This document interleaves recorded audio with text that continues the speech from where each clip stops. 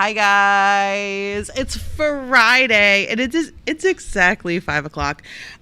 So seeing that it's exactly 5, seeing that it's 5 o'clock, it is time for me to tell you things. I am tired. Okay, so we have updates. We have updates here, and the updates are actually pretty wild. The updates are kind of wild. So we have a Karen Reed update. We have a Madeline Soto case update. And then we have a Kane the cat update, which is like a local thing that not many people know. Bye. Have a good boys weekend. So this, we have a Kane update. You guys don't know about Kane if you're not from the exact surrounding area, but I will tell you about Kane and the story of this cat, which is so wild and bonkers. And then we have maybe, depending on how I'm feeling, if we want to get really dark, we'll talk about Leo Skepi. So first things first, the Karen Reed update. So the trial was supposed to start Monday, but it is now this past Monday, but now it is potentially starting this Monday. I told you guys last week that I wanted to live cover the trial as it's happening, but it hasn't happened yet. There were a lot of, let's say, complications through this early process of the trial getting to the point of beginning. In essence, the process of hearings and solidifying and all the things that has been happening for a while, but the last step before actually starting a trial with opening statements from the prosecution is getting a jury.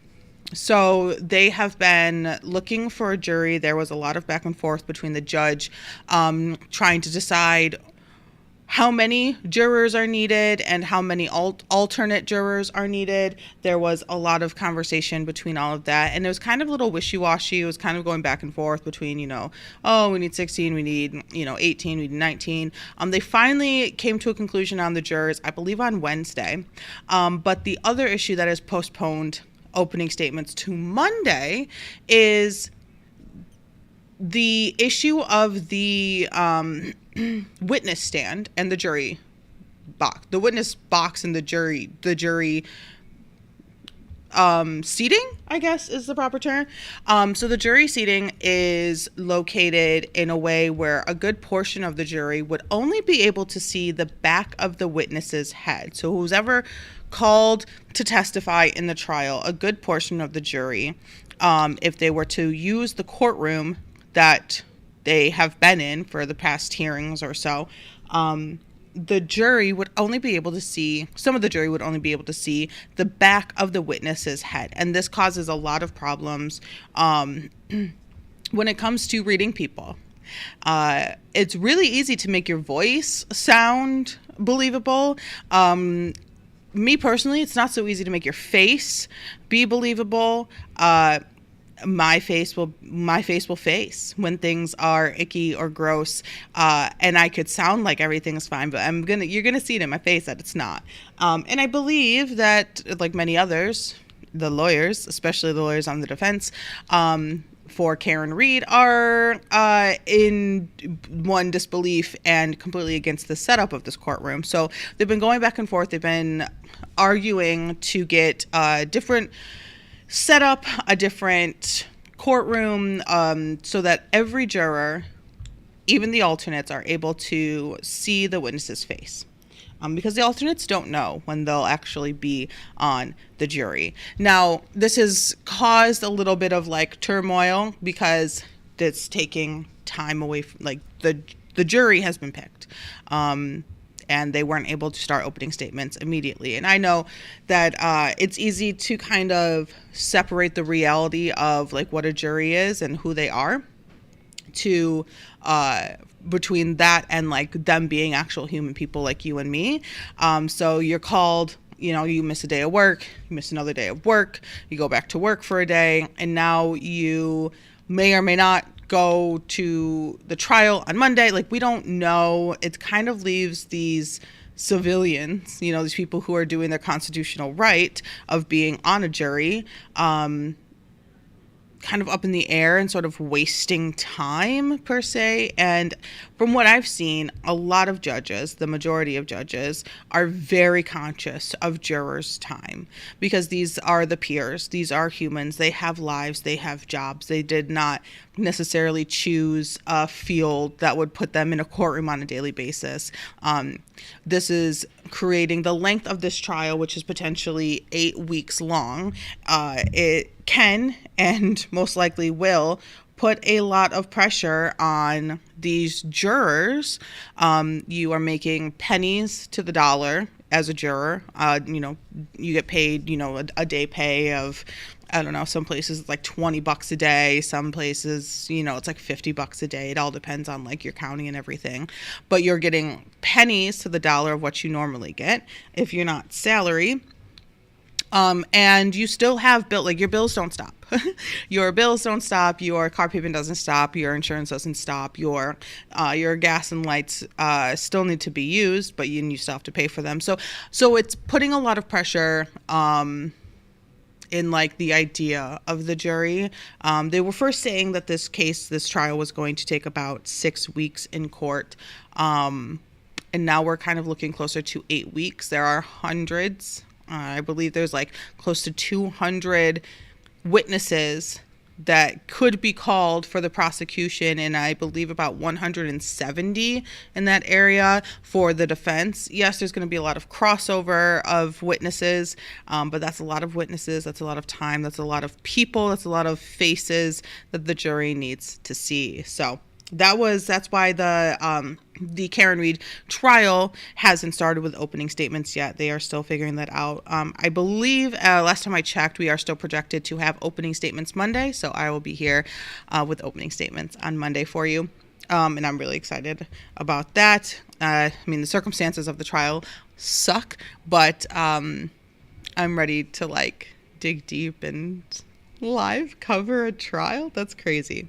The Madeline Soto update is good. We have a good update. We got good moves in the Madeline Soto case. So a little history on the Madeline Soto case. We did talk about it as it was happening.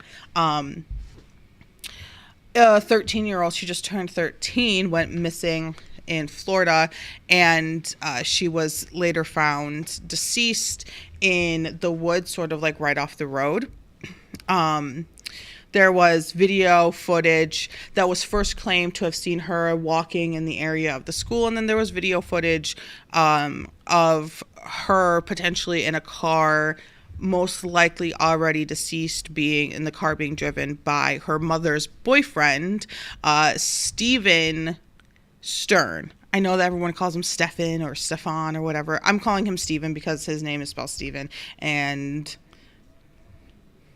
I don't care. I don't care. I just don't care. So that is what is happening with that. So he has been indicted by a grand jury for first-degree murder. So the interesting aspect of a grand jury is they can be investigative, right? So they can dig deep and see if it's either like a yes or no, like, are charges like pressable? Like, is there enough evidence? Like, is there enough information? Is it worth it type of energy when it comes to like the grand jury? And this was handed over to the grand jury a couple of weeks ago, and they came back I believe yesterday, quite possibly maybe Wednesday, that yes, there is enough there to indict this man on first degree murder. Now, I want everyone to remember that this case goes much deeper than just a murder or alleged murder. Someone allegedly murdering this specific someone allegedly murdering Madeline Soto. It goes much deeper than that. There was mention, and it was not. We didn't want that. We didn't want it. This was all very unfortunate information that came out as well. That Stephen was also in possession of child SA material of Madeline. It was on his phone. He tried to delete it. He tried to factory reset his phone. Now, it was very interesting because it was even in an interview that the day that she went missing, Stephen accidentally pressed all the right buttons to factory reset his phone. All in the hopes, in my opinion. Mr. Tommy Stoop, happy Friday from Turning Stone. Oh my goodness. Hi, Mr. Tommy Stoop. I hope you win lots of money. I was on a cruise, so I'm down a week in news. Oh, well, so to back up just a little bit, starting Monday, hopefully if the trial starts on Monday, I will be covering live streaming the Karen Reed trial, which is a murder case which could potentially also allegedly maybe be a cop cover-up case as well out in Boston from 2022. So that's really exciting. It's good to see you. I hope you're well. And I hope to be back over on my other channel soon. But I was telling people the other week that I just got to get back in love with being on the other channel. I love the people, but the doing it and like the constantly losing was really hard. So I hope you have a good time in Turning Stone. So back to Madeline Soto case. There was an interview done, and it was very much Madeline's mother being all sad and disheartened as Madeline is missing, that her boyfriend, long-term boyfriend, Stephen Stern, just so happened to has factory reset his phone, which I and many people believe to be his hopes and dreams of getting rid of all evidence of the CSAM, the child SA material, on his phone and on his devices. Thank you, Tommy. I appreciate that, Tommy. That's really nice. So there's a lot more than just a murder case when it comes to Madeline Soto. So there is a press conference. I should probably play the press conference a wee bit. I don't need to. It's just people saying all the things that I just said. The grand jury came back. Wonder why he's closing. The grand jury came back with hey, we can indict him on first degree murder. Now, there are two questions still sort of lingering after this indictment. Sorry, I heard a thing and I needed to recognize what that thing was. There's two questions that happen after this indictment from the grand jury. One of the questions, what about Madeline's mom? And the other question is this going to be a death penalty case? Because they are in Florida, that is potentially on the table. So let's talk about Madeline's mom.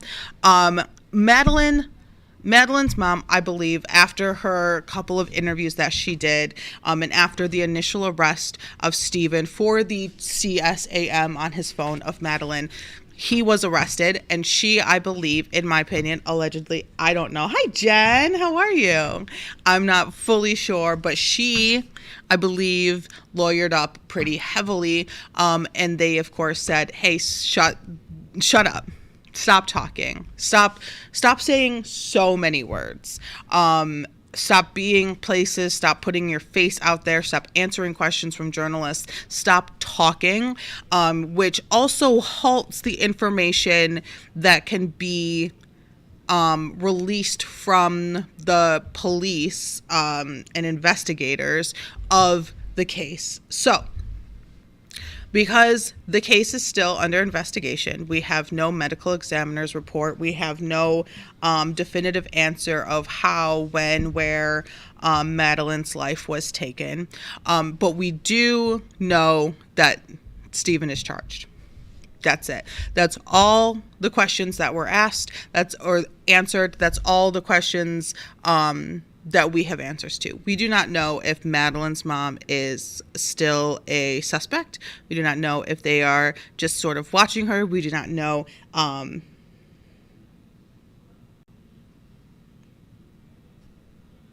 Want the truth or sugarcoat things? I want the truth. And I want to know if Madeline's mom, I want to know if Madeline's mom knew, but we will not know until she is either charged or if Stephen is pleading not guilty in a case, in a trial. So there's all those questions, but there's also the death penalty case option as well on the table. And in my opinion, I'm not having a good day. Oh, on the truth of sugar. I'm sorry, Jen. I mean, I will have a story that hopefully might brighten it up a little bit. I want the truth. Yeah, no, you don't ever have to sugarcoat things for me, Jen. You know, you can tell me the truth. But yeah, so I want to know what they have for Madeline's mom, but I also want to know what they're thinking when it comes to the death penalty case, because it quite possibly could be an option, especially with the CSAM activity that Stephen had on his phone. And there were some, I'm going to call them rumors because I don't know if they were legit or not, of selling, providing it to other people as well.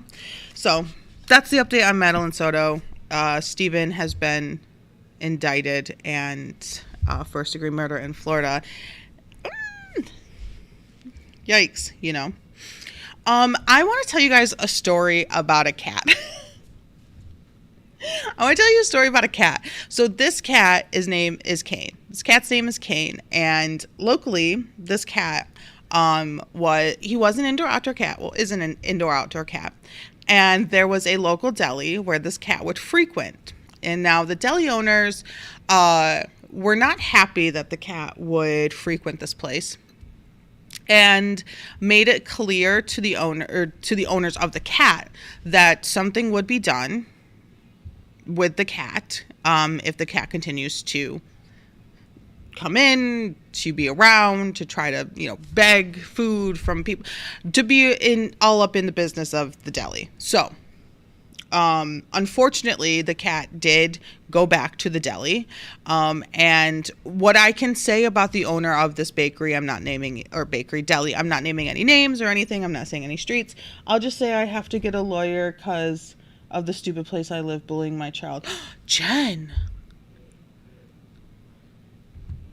Oh my God, I am so sorry. Oh my God.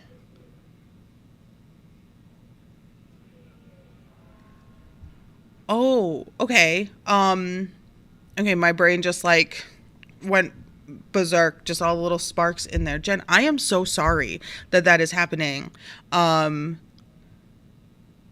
Have you filed any police reports as well? I'm sorry. You don't need to be all up. I don't mean to be up in your business. My questions are from love, Jen, and support and encouragement.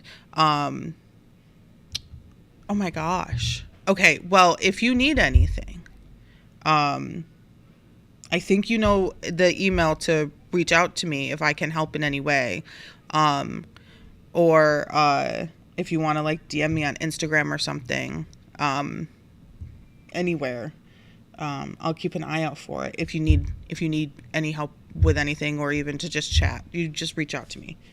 You let me know. I'm so sorry, Jen. That's really sad. That's not cool.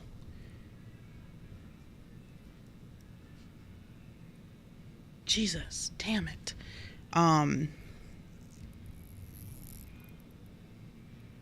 So yeah, sorry. Back to Kane the cat. So Kane frequented this deli, and this deli owner made it clear to all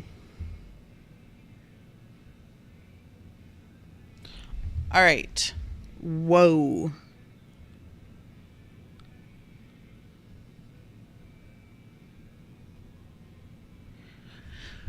Oh, wow, Jen.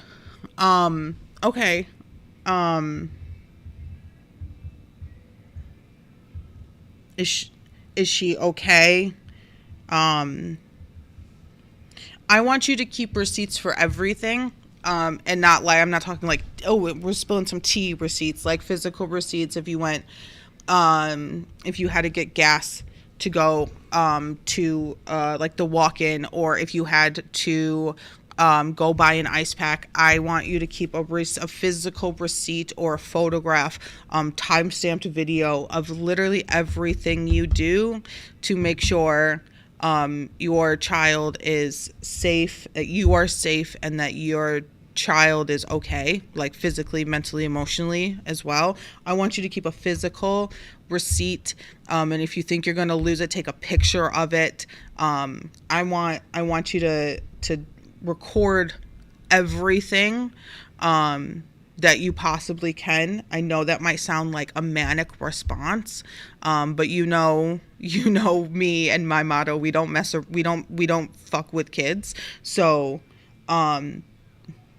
build a portfolio of all the things you had to do, or will do, or are doing to remedy the situation.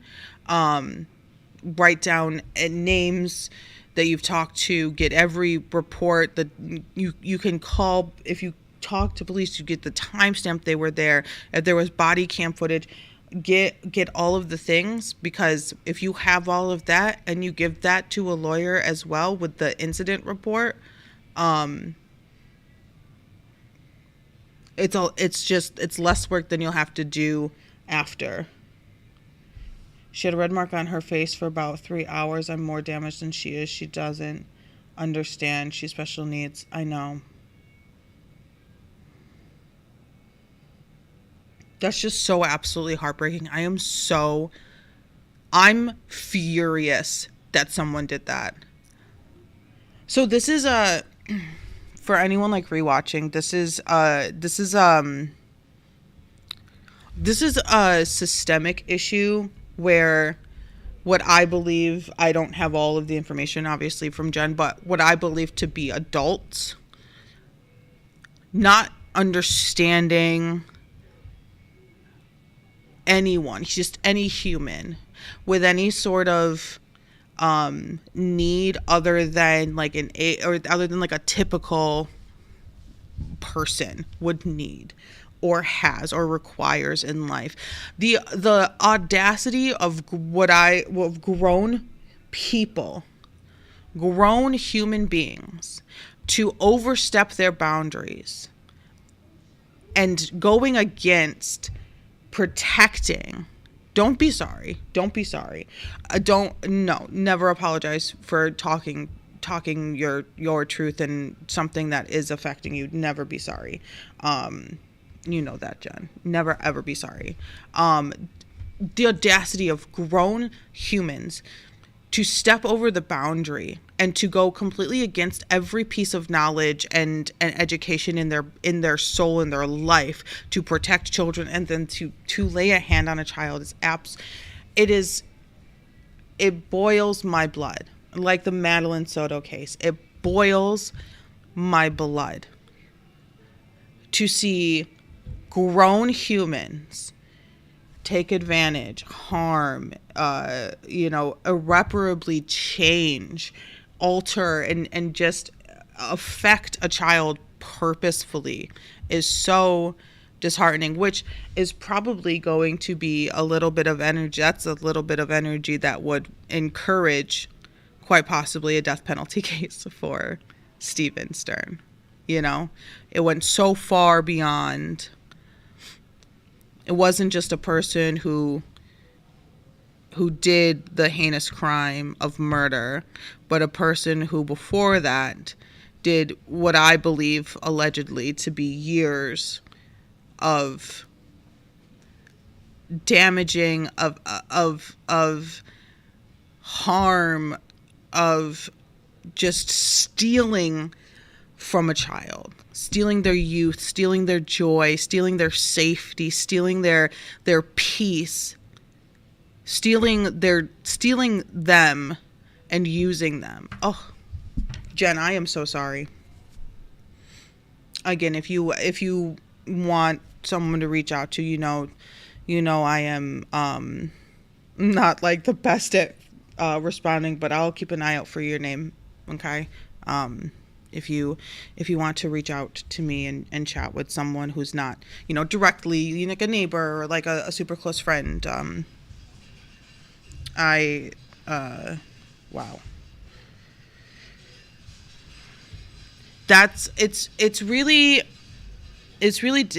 different. And I'm sitting on camera, and Jen has been an amazing supporter of me on another channel as well. And so like we're friends, like we've never met face to face, right? But like we're friends. And so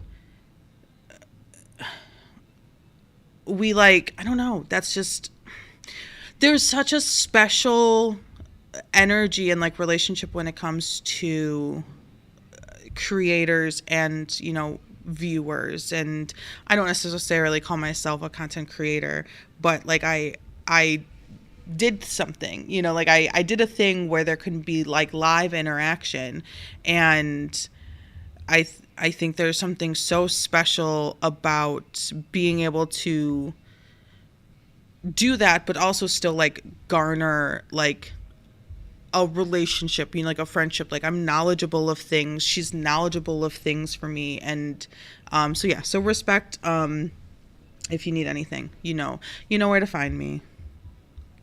We've never met in person and we live in completely different countries, but but like there's still that availability of like we're still two humans who respect one another and appreciate each other's time and energy. So like I love that. I hate that you are in that situation. That really pisses me off. Like I'm so mad. Like that makes me so angry, and like I would get in my car if I wasn't dog sitting. I would be there. Like, who do I need to talk to? Whose desks do I need to lay my fists on? But I hope, I wish you the best of luck. And like I said, if you need anything. Okay. Let's talk about Kane a little lighthearted, a little more lighthearted, moment. So Kane was a cat, and I frequented a deli, and the deli owner was like, I don't want this cat here. Get this cat out of here. Screw you, cat. Just a little orange cat.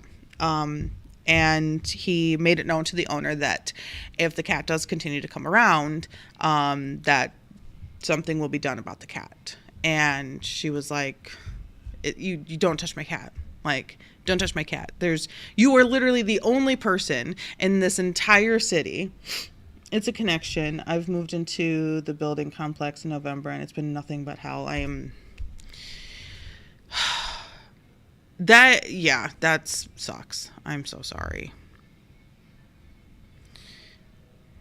So when the cat came back again, we live in a city where we are very dog friendly. Our city is very, very dog friendly. Restaurants have water bowls and treats out for dogs as they walk by or enjoy a meal with their family. We're very dog friendly, and cats come along with the dog aspect. Like if there's dogs, there's probably cats around, and we are very cat friendly. All of our neighbors, we care for the cats that are like trap, neuter, release cats. but they're just never going to get to the point where they're friendly enough with humans to come inside. I myself have an indoor outdoor cat. Trust me, I would love it to be an indoor cat, but this thing, when I got it, it was an indoor outdoor cat, and I would love for it to be an indoor cat only, but the moment he gets the urge to go outside, he will scream like I am, just straight up just ripping, necks of chickens apart, just straight squawking in the house. So you just gotta let him out. He doesn't go anywhere. He goes to the back of the house and looks at us through the window. But we have cats, and we put up with the cats, and some people feed them, some people play with them, some people, have collars on them that track them. There's all different levels of cats in our town, and we respect the cats. We break for cats. We leave notes on like the neighborhood app. If we see a cat who was hit by a car, or if someone brought a cat to a vet, we let everyone know, like, hey, we don't know who this is, but this is the information. Spread it around. Like, we respect our animals in the area, which I love and I support, and I'm here for that. I love the little cats running around. It's so cute. But this guy did not.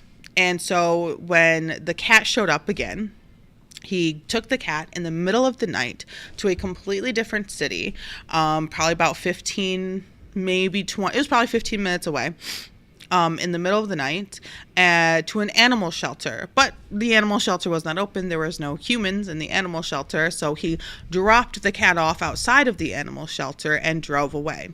This was also in the beginning of winter, when things were starting to get cold. And so the video footage of this business owner leaving a known pet at an animal shelter outside the animal shelter, not in a crate, not in a box, just plopped down and drove away, led to charges. This man was charged, and he was found guilty of animal abuse, I believe. I don't know the technical what he was found guilty of. It was a whole ordeal. And he is now not able to legally own a pet for 50 years. I believe there was another aspect to it as well, but the most important thing is he can't own any pets. But in the opinion of a lot of my neighbors and fellow city residents, the punishment was not enough for what he did. That they felt like he was just being treated as it was just a cat sort of energy. Oh, it was just a cat. Well, this was a woman who has a child, and this child and this cat are best friends. The best of friends. And it was really important to the owner of the cat to get that cat back, not just for the safety of the cat, but for the joy and kind of reuniting a child with their favorite other living being. I really do think it's important for kids to learn about death when they are kids, when they're young. I learned with a hamster, so when you have a hamster and you love it and you play with it and it's so great, but then it passes, you learn, the process of grief. You learn that it's okay to cry, and you're going to feel this, and you can't control when or how or why you feel it. It was something that was important to you, and you treat it with respect, so that when the child grows up and continues to have things come and go in their lives, they're hopefully able to either continue like the knowledge and support of grief, or just be able to handle it better. Like they handle it in a healthier way. If you don't learn about it, and then you're in like the teenage where you're like full teen angst, I feel like it can be so explosive and so massive inside that I think a younger child learning about that, but she didn't feel like, what I believe, I'm just like putting it, I don't think she didn't want her child to learn about it that way, that it can be taken from you instead of it passing away. And so there was a fight. There was a real fight. There was a real stance took against what this person did to Kane the cat. And there were even people with shirts with like Kane, like where's Kane, or Cat Lives Matter, I think, something like that as well. Like there were protesters at this courthouse when there were hearings and when there was judgment on this person who took this cat away and basically threw him away. And then winter rolls around, and every time an orange cat was seen or thought to be seen or lost or kind of captured on doorbell cameras, everybody wanted to make sure, is this Kane? There was such energy and like love and care to get Kane home, like bring Kane home. And people were looking for Kane. People were driving by like possible last seen spots, and they were calling for him, and they were leaving food out, and everyone wanted to find Kane, which was amazing, which was really cool. I mean, the shirts like Cat Lives Matter, like that was a little much for me. The protests, I get it, but like I gotta go to work. But like I hope you find the cat. But it was very much really cool to see a community come together for a good purpose, and not like for a purpose that is like, oh, there's, 3 people on the corner protesting, like, count the vote or whatever, like, that's up to you, like, you can protest whatever you want to protest, not my president, all that stuff. You can do whatever you want, but to have a community come together for someone within the community is always really cool to see. It was just a reminder that like we are neighbors. I definitely created a much better, in my opinion, a much better neighborhood experience as the news and information about Kane spread through, that like we are literally living next to each other for a very long time. I have lived in the place for 9-10 years, and the people next door we have lived together for a very long time. Like we can know each other's names, like it was very much like, it wasn't a massive like, oh, we're all holding hands and singing in the street, but it was very much like we were able to remind each other of each other in our existence, and like there's neighbors and hi, how are you, and oh, cute cat, oh, I love your dog. Like there was just been a little bit more of that going on, and so there's been a lot of hunt, a lot of search, a lot of energy for Kane.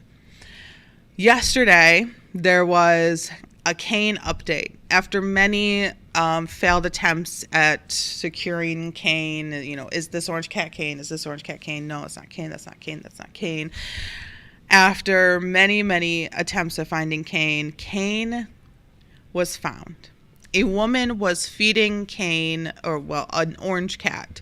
It was skittish. It wasn't coming in. It wasn't coming close for about a month. And the cat finally went into the home. And so she was able to get the cat, really get a good look at the cat, and see that it kind of looked like Kane. And it turns out it was Kane. So the cat had a very rough chunk of time in the wild, in the world, probably learned how to hunt for real, and survived, finding little bowls of food, and is now safe at home with his beloved family, which I thought was just so cool.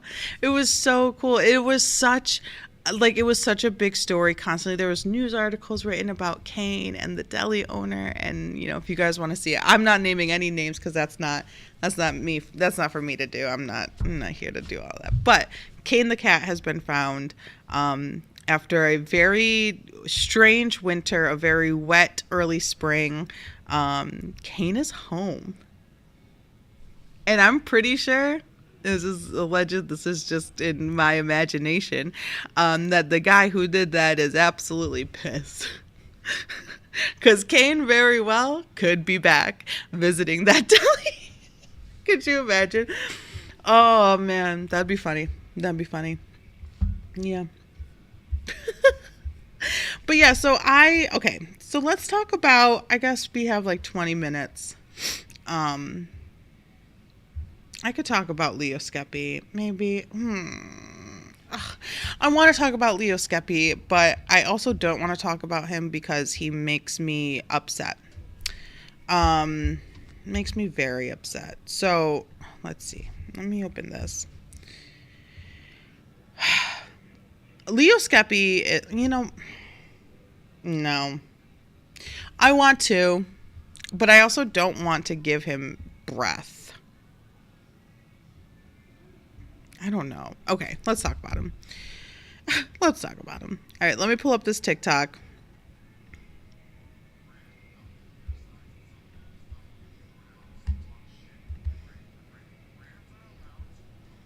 Okay, sorry, you can probably hear that. Okay. Here we go. Get this full screen. Game. Okay, so Leo Skepi is the man talking, and there is another creator listening to him chat about brands and I will call them extended sizes or plus sizes in clothing. Now, this all kind of came out of nowhere, but did it? So Leo Skepi is a creator. He's very big on TikTok. I think a couple million, maybe 4, 5. I don't know. He's got a lot of followers on TikTok. And you might have been able to just recognize him from the black, we don't call them wife beaters, tank top that he wears. Because that's pretty much all that he wears. That's pretty much all that you'll see him in. But he loves fashion, and he is immersed in the world of fashion. But he so you'll see him wear the black tank tops in almost every video. And he wanted to share his opinion. He wanted to share his opinion on a movement that I like to say like ebb and flows within society. So there's a song this creator made I believe that's the same creator who made the song. She's fantastic. I'll pull it up in a little bit. About the stores that make extended sizes or plus sizes, especially for women, making those clothes just absolutely hideous. Hi, Crystalline. How are you? How are you? So there's like this energy of like JCPenney, right? Like there might be plus sizes, but golly, are they hideous? Like, is this grandma going to church? Because I'm not a grandma. I don't go to church and I don't want to wear that stuff. But if you made things that were a little cuter, they might sell, and you might not have like an entire back room full of this stuff just sitting there that you're going to fill up a landfill with. So that type of energy of, if you are going to do it, would you mind doing it a little better? And if you're not going to do it, don't put it online. Don't give me extended sizes online. Don't give me plus size options online. Don't give me curve online only type of energy. So there's a very much like, and I am very much immersed. I've been immersed in this world for my entire life, essentially. That life as a not a straight size human, sometimes I am, sometimes I'm not, sometimes I am, sometimes I was, sometimes I wasn't, sometimes life happens. So immersing yourself in being immersed, forcing to be immersed in this world of where can I buy clothes? And then also the separate question of where can I buy clothes that are cute, that are hip, that are fun, that I like. Where can I buy clothes that I don't have to pin the back to give me some shape? Where can I buy clothes that the sizes like actually make sense? Where can I buy clothes that I will actually enjoy? Where can I buy clothes that are more than just fabric that's covering me? So being a part of that community for a very long time, the concern and the cry out really resonates with me, and I too very much on a daily basis have the does this fit today? Does this not fit today? Where can I want this type of item. Well, where can I buy it? And most likely it's going to be some sort of fast fashion, Cider, Shein sort of level of clothing brand, because the option anywhere else doesn't exist. Like, it's just not anywhere else. Or, oh my gosh, I love that shirt. Where did you get it? And it's a store that, stops at like a size large, which would like in reality be like actually a medium, because the sizes are so insanely out of whack. I dare you to go to 3 different stores and pull a size 10 jean and measure them and tell me that they are the same, waistband length. Like, I dare you, because you will find that they are not the same, nowhere near the same. It will never ever be the same. So there's this energy and this sort of, reinvigoration of this movement of it's okay to make clothes that are cute, that people are going to buy in all sizes, or many more sizes, or just honestly just a few fucking more sizes, please and thank you. Because like, it's cute and I will buy it, but I'm not going to buy a floral blouse, a peplum blouse. We're not wearing gauchos anymore, guys, so there's all that energy. So this is sort of Leo Skepi's reaction to that reinvigoration of that energy. And I want you to really hear the hatred. Really hear the hatred. Brand not making your size in something does not give you grounds to talk shit and degrade the brand. Brands are allowed to want a certain look and image with their products. They are allowed to make things for the people they want to make them for. I've been seeing too many people. Hold on. With their products. They are allowed to make things for the people they want to make them for. Okay. So they are allowed to discriminate. Okay. I've been seeing too many people talking shit recently, and it's pissing me off. Talking shit or exclaiming their concerns with not being able to find something to wear and spend their money on. Is my money different because I have a different size than, Shirley Q? Is my money different? My money is different. How so? People are allowed to have preferences, and brands are allowed to create an image with what they want and have a specific type of person wear what they have. So there are rules. Because one of the major pieces, when you think of fashion, there are no rules. Like, isn't that like the motto? Like, there's no rules to fashion. Just wear what makes you happy, wear what makes you feel good, express yourself. But when it comes to the people who make the fashion, there's rules. Huh. Not everybody needs to be catered to by everything and everyone. Not everybody needs to be catered to by everything and everyone. That definitely wasn't our request. I'm definitely not requesting like Gucci, and you guys know I don't know the high name brands. I literally know like Gucci. Is Chanel a thing? Chanel? I don't know those. I don't want to be catered to those. I want to be catered to places that make the clothes that 98% of us buy. The clothes that don't, the clothes that you wear on a daily basis.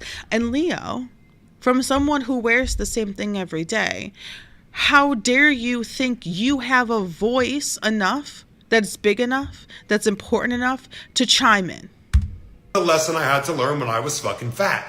I used to think clothes just weren't flattering. No, babe, the body wasn't fucking flattering. The self-hatred and fat phobia is so loud. A lot of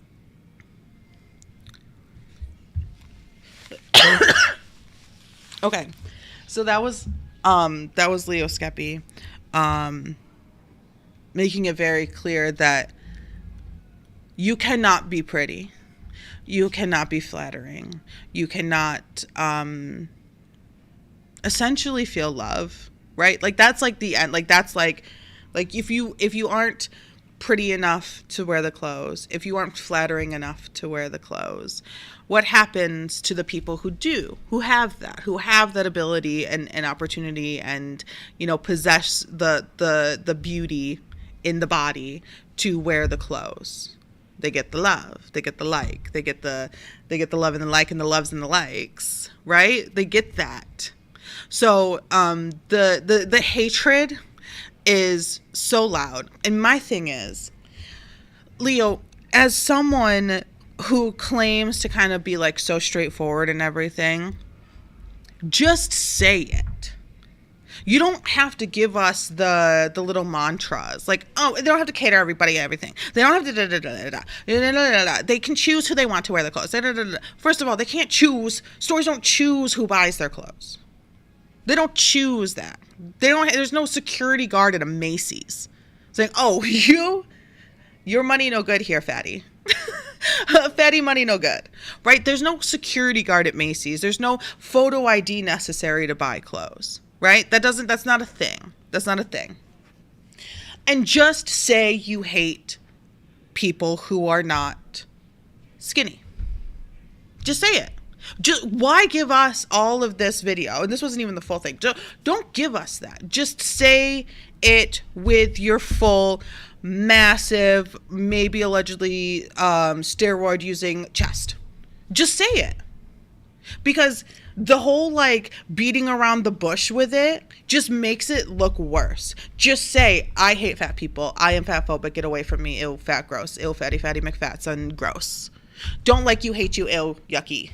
Bye. Go away and wear a tarp. Like, go, what? Don't even try to be pretty because you're not. Just say it.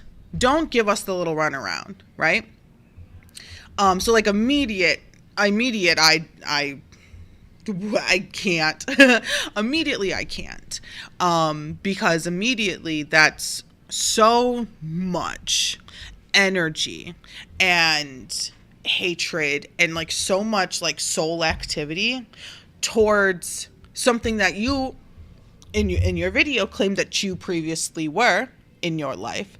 And clearly there is no understanding. Like clearly there is absolutely no understanding that there could ever be a reason, right? There could ever be like a cause. There could ever be a medical issue. Clearly that could never happen because you changed, right? Your body shifted, right? Like you I don't know, Power Ranger Mighty Morphin shifted into something completely different, right?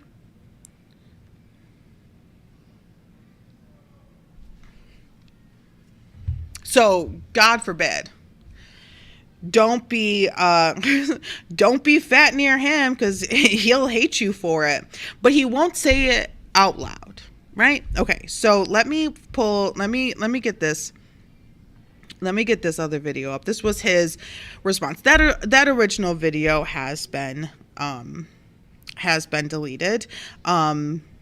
Still out there, still roaming around, still happening, still being talked about, which I think more people should continue to have this conversation of how it is completely unacceptable for one, a man to have an opinion on a woman's body, but two, to have that opinion on a woman's body. And let me just send this here so I can pull it up so we can watch this video. This is his response to the responses of his original video. And yes, this is like old news. If any, this happened a few weeks ago. But it's been kind of sitting with me for a while, and I just think it's kind of necessary. And just for a fair warning, It's not the response you want. Just fair warning.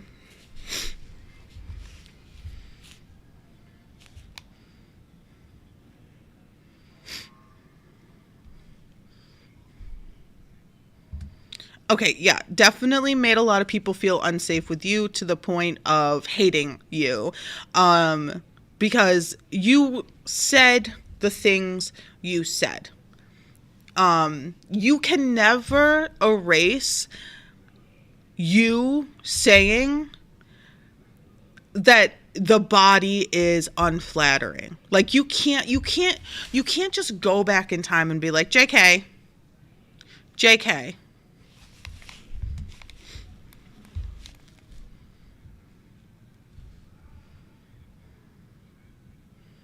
No, it won't be sappy apology video that's manipulative to win someone over. It'll be argumentative and what's that word? Patronistic to win someone over in a manipulative way.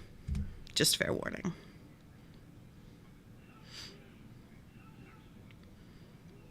No shit.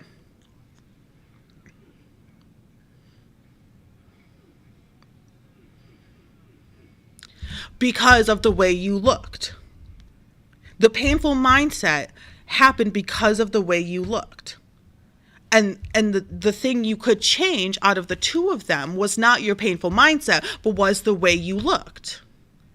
See, the problem is I don't have a painful mindset about how I look. I look in the mirror and I say, damn, that bitch fine.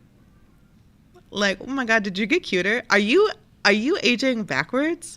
Are you a gorgeous queen who is capable of ruling the world? Yes, that's my mindset when I look in the mirror. Unfortunately, your painful mindset came from you looking in the mirror, and the only thing you could change out of those two was your body, not your painful mindset. Your painful mindset can be re-triggered by seeing someone who is overweight. So that tells me that you need to change your mindset, not the body.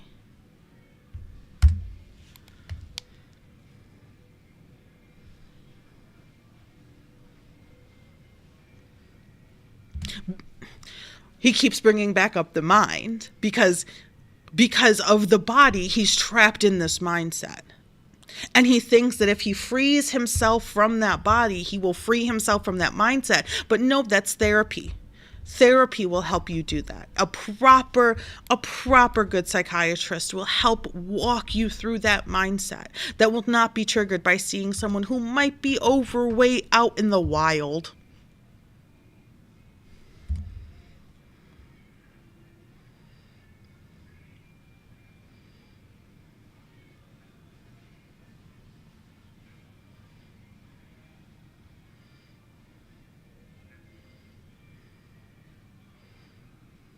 Whoa. You say jarring shit to snap you out of mentality for empowerment. I'm sensing there was some, this is all alleged and in my imagination, I'm sensing there was someone who taught you that. There was someone who you saw do that or taught you that or did that to you. And I hope that's not true. I hope you taught yourself that. I hope you did not have someone in your life doing that to you, saying heinous shit to you to snap you out of your own self-hatred, to just put it on the back burner, and you'll get back to it later. It'll come back up later. It'll boil over later.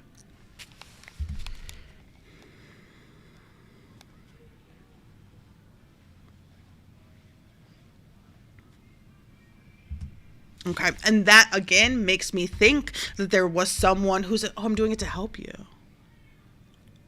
I'm doing it to motivate you. I'm doing it to empower you." And so now you are cycling back through and trying to do it to the strangers who clicked follow on TikTok. But guess what? Not all of us have a manipulative or a manipulatable mindset. You cannot manipulate me. You cannot shock me out of being me. You cannot shock this body off of me, right? You can't do that with words, because I have words, and the words in my heart and in my soul sing like the birds, and like they will outward you. Your words have no impact other than clearly pinpointing your own hatred that I really, in my heart of hearts, think you should seek help for.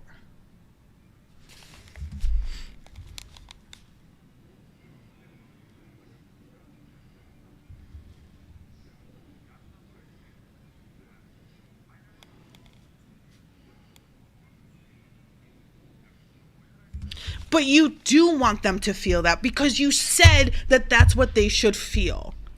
You said that they are not pretty, that they are not flattering, that they do not fit in with the clothing brand that sets the rules. That's exactly what you said.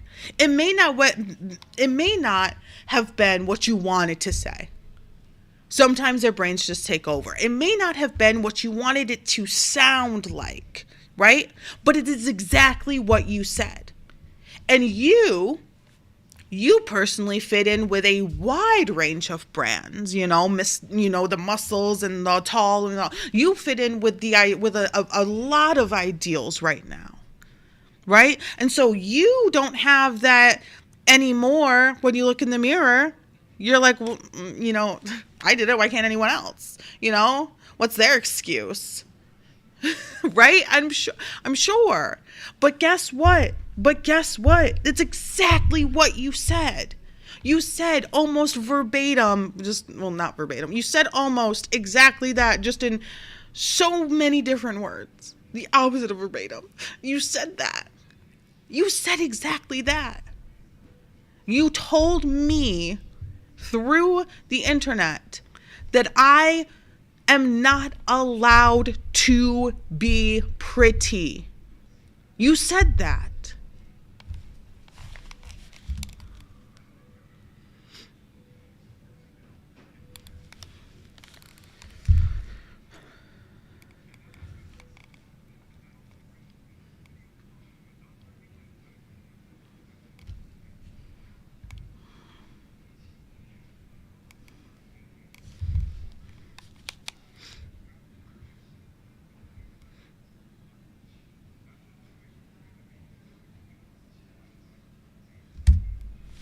Okay. Before we go on, you feel very powerless when your size is not made. You said it right there. But it's different for you, right? But it's different. It's a different level of powerless now, right? Because it's not because you're fat. It's because you're too tall or too muscular, or your feet are too big. And there's a good connotation when it comes to men's foot size, right? Because oh my God, he's in a size 14 shoes. Y'all know what that means, right? There's that energy. It's not terrible anymore to be powerless, because you still have all of those things, right? But women, which I'm assuming this, I'm assuming it was your first video was mainly targeted to women, because we are kind of have louder voices when it comes to this topic. When it comes to women who feel powerless because they can't find a goddamn shirt, it's because they're fat, which makes them unflattering, right? So it's two separate things, right? You're able to acknowledge that when you can't find something in your size, it makes you feel powerless. We are also acknowledging that it's not right that we can't find something in our size and it makes us feel powerless. So what's the difference? Why so much hatred towards one?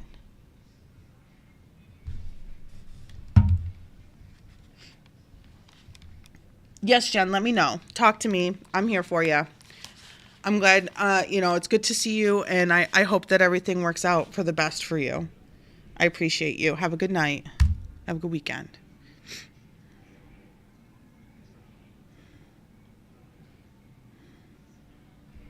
But you shouldn't have to be able to trigger yourself. That's so far from healthy, in my opinion. You shouldn't have to trigger yourself to be able to like forget it, to wash it off of your brain. You should be able to also go on the internet and say and make music and make art about this problem that is an ongoing issue. That representation is okay.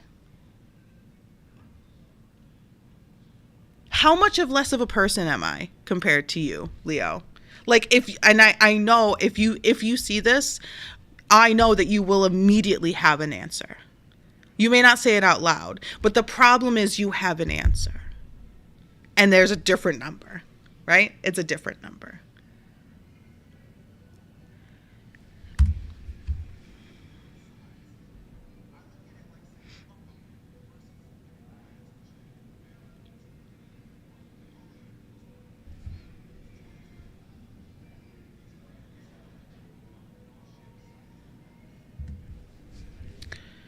And okay, we have a good point. Yeah, fuck them, right?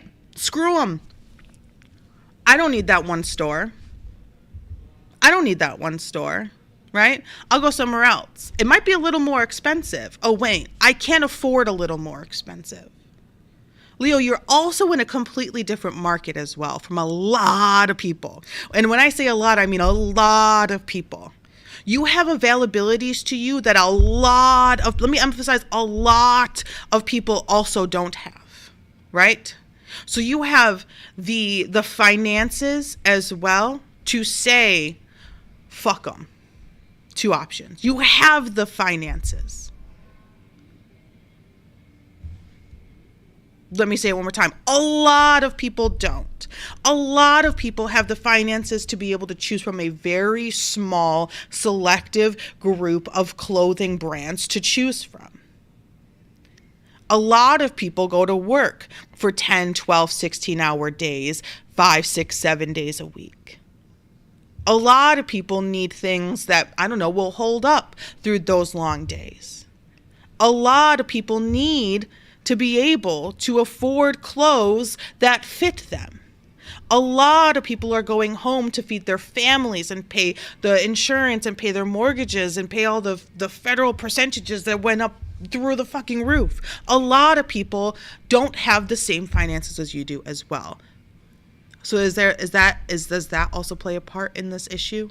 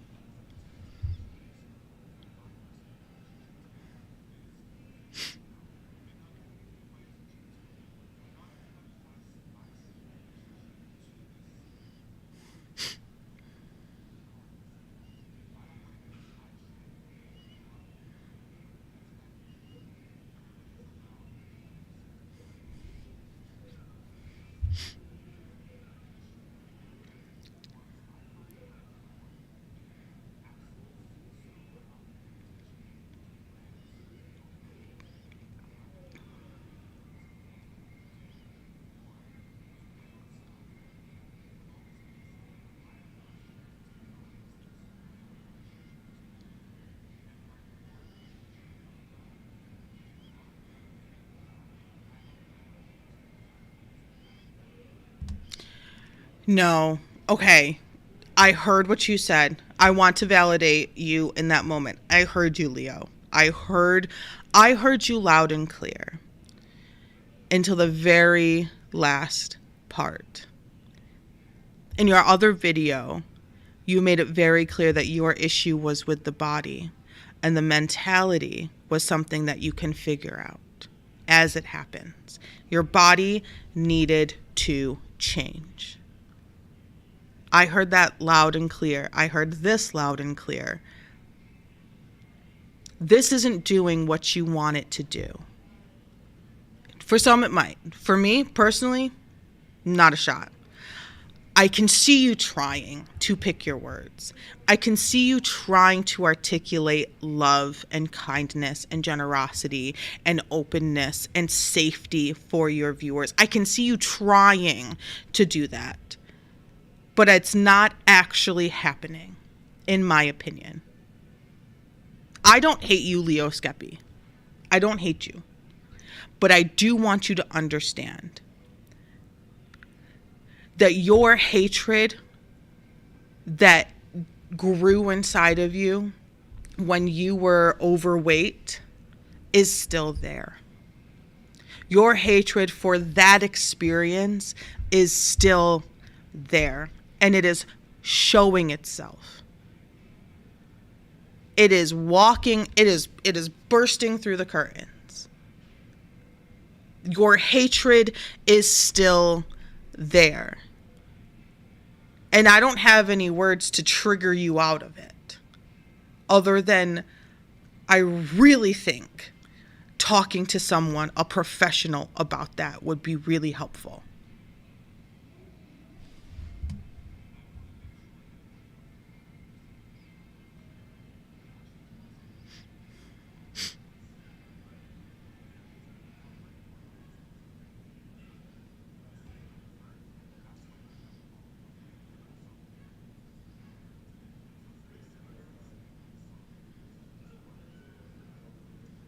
Okay.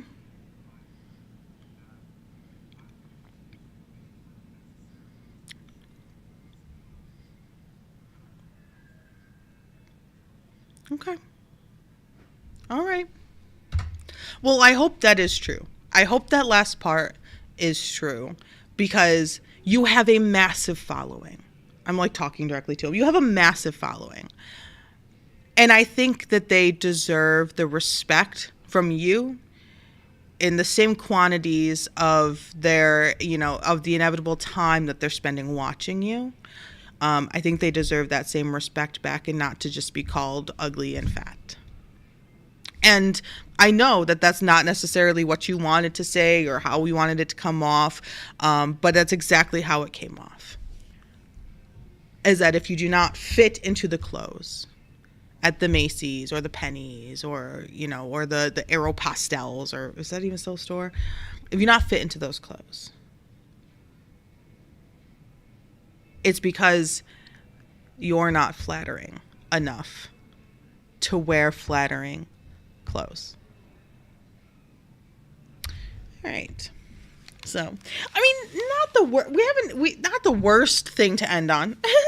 It's not the worst to end on, but we've had worse stories to end on. But yeah, so that was Leo Skepi. There's a lot of other things that kind of came out with Leo Skepi, but I don't need to get into that. Maybe another day I'll talk about it. But that in itself is was a really disappointing moment that I saw on the internet a few weeks ago, and I wanted to talk about it. And I know that you all know where I stand and how disappointing it was to see someone like that make a claim about clothing and what should be allowed and not allowed. So anywho, I hope you guys have a good weekend. I will hopefully see you on Monday. If trial actually starts on Monday, I will see you on Monday. Hopefully, opening statements for the Karen retrial start on Monday. I will see you on Monday. If you guys want to join me, I will be live covering the trial day in and day out. So thank you for watching. Have a good weekend. I will see you next time. Be good.